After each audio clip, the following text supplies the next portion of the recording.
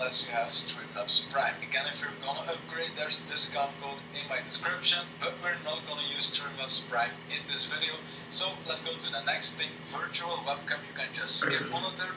Then this is really useful because you can just play your game and then you can add your chat to the top left corner, something like that. I have a separate video going over this and I will link it on top in the cards if you want to check that out after setting up everything in this video. Then install apps, that's the last thing. This is also mainly for Streamlabs Prime, so we're not gonna go over this. Right now let's go over these 4 tabs right here because these are the main stream tabs. First of all, we want to go to video. Now here you see base canvas resolution and then output scaled resolution. You want to make sure that these are the same, and right now is the time you want to choose in which resolution you want to stream. People used to advise to stream in 720p instead of 1080p because otherwise people with a slow internet speed wouldn't be able to load the big 1080p stream. But we're 2021, most people have a pretty decent internet speed, so if you want to stream in 1080p, I'd say go ahead and do it. We are gonna set up everything in 1080p right now. If you want to stream in 720p, then the only thing that will be different will be later in the output tab when we change the video bitrate. For 1080p you probably want to choose 6000, we're gonna go over this later, but if you stream in 720p you gotta remember that 4500 will be enough. But we're gonna make it 1080p right now, so let's change the base resolution to 1080p and then the output scaled resolution also to 1080p. Then next thing, downscale filter. You can just take bilinear. They say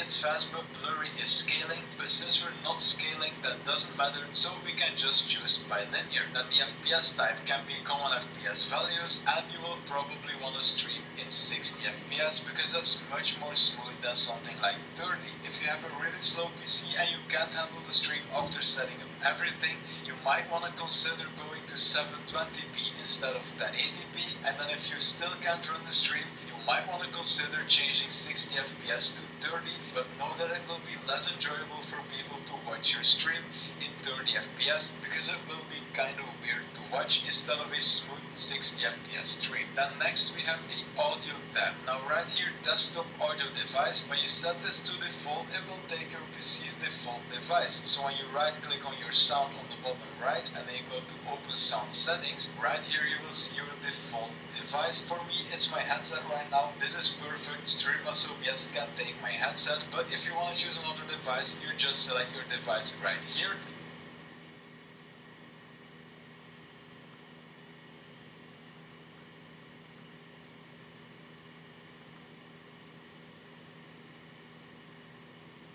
And then whatever this device is hearing, suppose right here start moving, the song is playing in my headphones right here, and because of that it's also going to the stream because everything that the headphones are hearing is being sent to the stream. Let's keep this open because then the mixer will keep moving. And then next, I already showed this, but as your mic right here, you can add your microphone, which is the chat mic for me, and then you will also see it moving right here in the mixer. Now earlier in the video I said that I would go over all the microphone filters to make it sound more professional, but I've been recording for 1 hour and 30 minutes right now, so I'm not really confident in the fact that this video is gonna be short enough. So I'm gonna add the video for the mic, for your microphone, so boost it.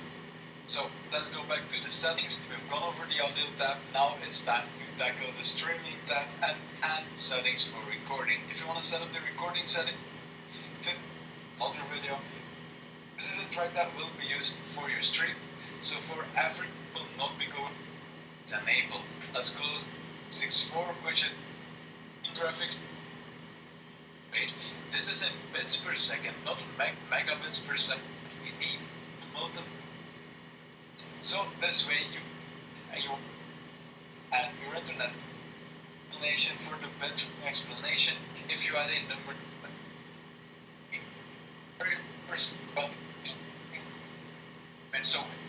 that there's a preview of the pack and then a link to Google Drive where you can download it. Every time I update this pack, I tag everyone and then I add the updates right here so you can check what changed. Now let's click on this link and then you will get brought to the Google Drive page. Now instead of clicking right here and then browsing through stuff, you can just click on this download button on the top right and then it will download the whole pack in one zip folder. Then when you go to your downloads folder, you will find the pack. Right click it, files, want to change the, and then let's open this alerts PSD. Now for all of these PSD files, I made one gradient effect which you can use files and there we go. Like for example, we change the code. Here this is in milliseconds, for example, back to whatever you want, you click on done and then there, because it's all the same principle. There are